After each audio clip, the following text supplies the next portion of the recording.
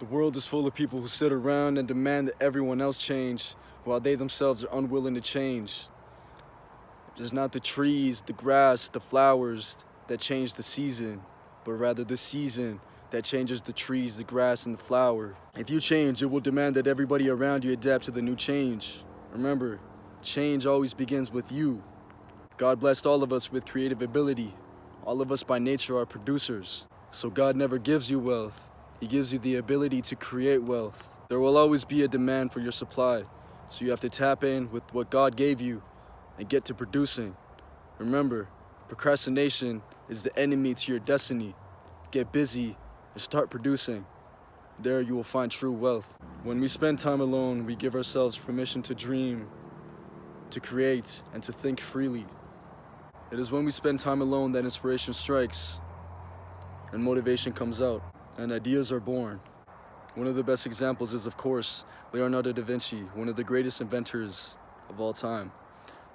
It was said that he would spend a lot of time thinking alone, as this would give him inspiration and he would be able to think more outside of the box and think outside of the norm. However, don't get it twisted. Solitude is not the same as isolation. Solitude is being able to be with oneself and understand oneself, understand your own strength, understand your resilience, get to truly know who you are at your core, not who others have told you are, or ideas that other people have planted on you to make you think that you're a certain way when you're really not. By spending time in isolation, you're able to sit down, really think about who you are as an actual person, what you are, what you're here for. One can only understand the world as deep as one understands oneself. And I say this because a lot of problems, such as war, relationship issues, they all stem from the ability, or rather the lack of, one to be able to sit with oneself and truly understand why you feel a certain way and how to overcome that. Solitude to me is basically saying, instead of pointing outwards, when you're pointing one finger out, you're actually pointing three fingers back to yourself. That to me is what solitude is. Instead of looking outwards, you're looking inwards to what's in here. A man that does not know his purpose distracts himself with pleasure. By being able to sit in solitude, you truly understand your destiny and why you were placed on this earth. You are able to put aside all the superficial reasons, the money, the fame, the woman. You're truly able to understand what you actually want and why you were placed on this earth. Your purpose and gift become more clear. Your gift being the value that you can provide to the world, the change that you make in the world. Solitude is also a very important way to reset your belief systems, your characteristics. Put it this way, you spend time with 4 businessmen, you'll become the 5th.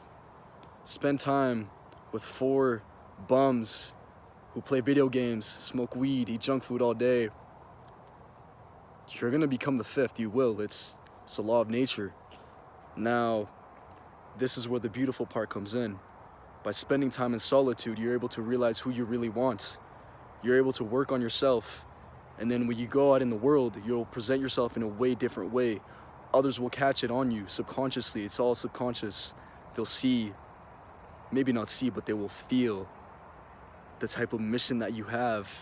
And the people who are not meant to help you, they might be placed in your life, but it'll only be very temporarily, as those who are really meant to benefit your life will stay indefinitely, and you will be able to grow and help together. Also, I know a lot of you might struggle with insecurity, self-love issues, self-confidence issues. Well, here's the beautiful part. That can change, and you have the ability to make it, but it's all your responsibility. Nobody's gonna put in the work for you. Nobody will. I can't. I support you and I motivate you, but I can't put in the work for you. Now, here's the beautiful part. You can set your desired reality once you have it already ingrained in your brain. Let's say you're fat and you want a 6-pack. If you wake up and tell yourself, I will get a 6-pack, if you dictate your life to revolve around that 6-pack, you will get that 6-pack. It's inevitable. The process will be delayed, but you will, by default of desiring it, you will by default eventually get it. And this is the beauty. So by spending time in isolation, I don't want to say isolation because isolation and solitude, they kind of go hand in hand, but isolation is more being alone, secluding yourself. That's unhealthy, you know. As humans, we are social creatures. I find the best way to go about doing solitude, practicing solitude, let's say, is spend time with yourself. However, find time maybe once a week to go out to a social event. That way you're able to hold yourself accountable for the progress that you're actually putting in. You'll be able to go out and notice the differences by the way people treat you. If you hold yourself to a high standard, people will see this. If you don't hold yourself to a high standard, people will not think twice about stepping on you. Metaphorically, they won't, because they see that you have no self-respect. Why should they have respect for you? They shouldn't, unless you have that self-respect for you. And I know you probably hear a lot of people talking about monk mode this, monk mode that. Well, honestly, the term monk mode, it can be helpful, but it has been very skewed, and it's been made to look at something that's not what it is. The idea of monk mode should typically be you cut away all distractions, you focus on yourself, and then once you have done that, you're able to restart your life, you know. The idea of monk mode should be to erase your life debt, which is another topic I can get into later. Basically unfucking your life, and then once you have unfucked your life, you're able to start at a zero. You're not in any life debt. You're able to actually create something powerful. You can't become a businessman if you don't even wake up early, if you don't make your bed sheets. It's the little things that you have to fix first in order to actually change your life. It all starts with the little things. And this is another thing. A habit that you must imply is congratulating yourself for the small wins. The small wins will get you the big wins. If you go about your day counting all the little wins that you have, it's only gonna push you to keep going, the snowball effect. If you're like, yesterday I did 10 little small wins. Today let me do 20. Tomorrow I'll do 30. And that's what it's all about. It's about incremental progress. Rome was not built in one day. Do not expect to become successful in one day, because you will overwhelm yourself and you will achieve nothing.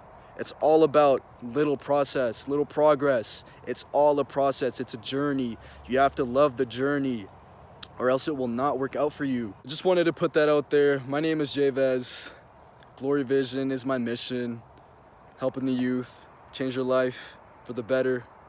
And remember, act now for the future you. Remain grateful through everything. Count the blessings. Peace out.